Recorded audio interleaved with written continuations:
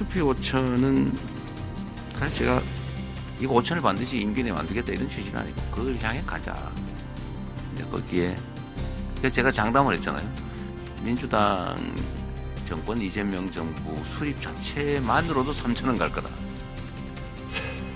제가 코스피 지수가 얼마나 됐나 체크를 해봤는데 3,300선을 넘어서서 사상 최고치를 기록하고 있었습니다. 아직도 종합주가 지수 수준은 매우 낮다는 게 제 생각입니다. 공정하게 한 줄 가진 주주나 100주를 가진 주주나 한 주에 대해서는 똑같이 취급받는다. 근데 5천을 넘게 생겼어 이제.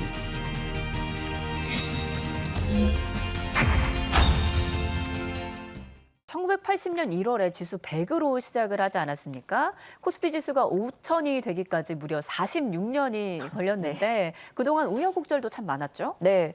뭐 당장 작년 10월 4천선 넘어선 지 얼마 되지 않아서 이게 불과 87일 만이라고 하더라고요. 그렇게 5천 돌파한 거고 46년 역사에서 최단 기간 상승폭을 보였습니다. 그러니까 애초에 그 새로운 대통령이 취임을 하면서 어떤 콱 이렇게 찝어서 정책 방향을 보여준 거라서 아 정부가 여기에 힘을 쏟겠구나 뭐 우리가 힌트를 얻을 수는 있었는데 그러면은 이거는 어떻게든 5천까지는 끌고 갈 수는 있겠다. 네. 금융 전문가들도 5천 갈 거라고는 했지만 대다수 반응이 이게 전문가들도 생각보다 빨랐다라는 게 많은 것 같아요. 이렇게 빨리 올지 몰랐다라는 반응. 그리고 우리가 역사적으로 좀 짚어보면은 80년대 성장 가도를 달리다가 90년대에 막 이제 주식이 조금 더 또 많은 분들이 뛰어들게끔 됐었어요. 그러다가 IMF를 만나게 됐죠. 이후에 또 수습하면서 IT 열풍이 불면서 반등해가지고 천선을 되찾았었는데 그때 또 버블 터지고 9.11 테러도 발생하면서 다시 뭐 400선도 급락을 했다가 보시면은 1000선, 2000선, 3000선까지 가는데 시간이 굉장히 오래 걸렸고요. 네. 그러다가 갑자기 3개월 만에 저렇게 5천선을 돌파를 하게 된 건데 그 이재명 정부 출범 직전까지도 그 당시에 다른 대선 후보들 또 국회에서도 코스피 5천 같은 소리 하지 말라 그랬었어요. 네. 그래서 그러면 이제 지금도 저렇게 빠르면 너무 억지로 끌고 가는 거 아니야? 라고 하는 목소리도 있지만 생각보다 이 증권가에서는 기업 이익점만 감안을 하면 지금 수준이 그렇게 뭐 과도하다고 보기는 어렵다라는 반응이 많이 나오고 있습니다. 네, 말씀하신 것처럼 지난 몇 년 동안 코스피 지수는 한 2,000선에서 왔다 갔다 하면서 박스피라는 오명이 있지 않았습니까? 이렇게 5,000선까지 파죽지세로 오르는 원동력이 뭘까요? 일단은 운도 좋았다라고 할 수 있어요. 예, 모든 게 좀 맞아 떨어진 게 있고 그리고 그 운을 받아 먹기 위해서는 정부가 기반을 잡아놔야 되는 거였죠. 그래서 정부의 의지가 확고하다는 점, 이게 방향성이 명확했기 때문에 정부가 기업과 시장에 명확하게 리드를 한 거, 이게 커다란 시그널로 외국 투자자들에게까지 그렇게 간 겁니다. 그러면서 물론 그렇게 운을 또 받게 된 거죠. 섹터로 보자면 AI 광풍이 불면서 이게 AI 반도체가 화랑을 보인 거잖아요. 네. 우리나라가 원래부터 이 반도체가 효자 종목이었는데 우리나라 또 이제 자긍심을 주게 하는 삼성전자, SK 하이닉스 이렇게 양대 산맥이 버티고 있잖아요.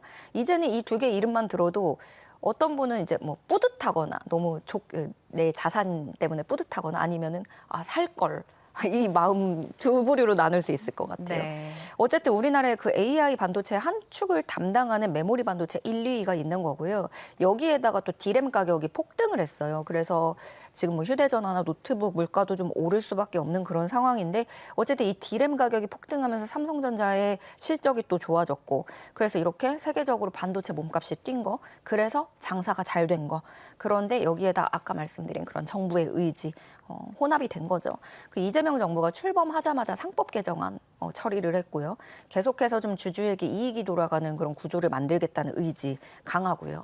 그리고 이게 시그널이 돼서 어떤 밑바탕에는 한국 기업의 그런 지배 구조가 질적으로 변화할 수 있을 거라는 어떤 시장의 기대감이 모인 것이고요. 그래서 증권가에서는 이 3차 상법 개정안까지 통과되면 투자자 신뢰를 회복해서 저평가를 해소할 수 있을 거라고 내다보고 있습니다. 네, 정책 그리고 실적이 쌍끌이를 했다 이렇게 볼 수 있을 것 같은데요. 이제 관건은 새로 열린 5천 시대를 어떻게 유지하면서 앞으로 상승세를 유지해 나갈 것인가 이 부분일 것 같아요. 그러니까 사실 너무 빠르게 올라가니까 내심 걱정되는 부분도 커요. 그러니까 광풍이 불어서 이제 뭐 포모가 온다고 하죠. 그래서 이제 나도 해볼까 해서 뛰어들었다가 뭐 큰 손실을 본다거나 혹은 또 이런 것도 있죠. 투자할 여력이 있는 사람만 또 돈을 버는 그런 측면도 걱정이 되고 네. 그리고 또 뒤늦게 뛰어든 경우가 이제 조정 잠깐 올 때 또 상당히 예민해지거든요. 그래서 항상 조정은 있기 마련이고 뭐 사이클도 있고 그리고 우리가 미국 주식 시장하고 연동이 될 수밖에 없어요. 그런데 지금 트럼프 대통령이 하도 불확실성을 키우다 보니까 미장이 지금 더 국장보다 분위기가 안 좋거든요. 어쨌든 여기까지는 뭐 어쩔 수 없는 시장의 변동성이라고 하고 이제는 기업들의 노력이 남아 있다고 봅니다. 저는. 그러니까 올해 주식하신 분들은 국장에 대한 불신이 지금도 이게 아직까지 해소가 잘 안 되고 있어요. 네. 네. 그래서 기업이 실질적으로 달라진 모습을 보이느냐. 정부가 이만큼 제도 개선에 힘을 써줬으면 기업이 각성을 해야 되는 것도 있는 거죠. 뭐 지배구조 개선이라든가 시장 정상화에 아직까지 갈 길이 멀고요. 지금은 그래서 뭐 주가 누르기 방지법 도입이 필요하다. 이런 논의도 좀 나오고 있는 것 같아요. 그리고 물적 분할이나 쪼개기 상장 이런 것들 제한하거나 중복 상장 방지법을 만들어야 된다라고 얘기가 나오면서 함께 추진될 것으로 보입니다. 그래서 이재명 대통령도 이 코스피 5천 시대 달성을 자축하면서도 증시 활성화 방안 마련을 또다시 당부한 것으로 알려졌습니다.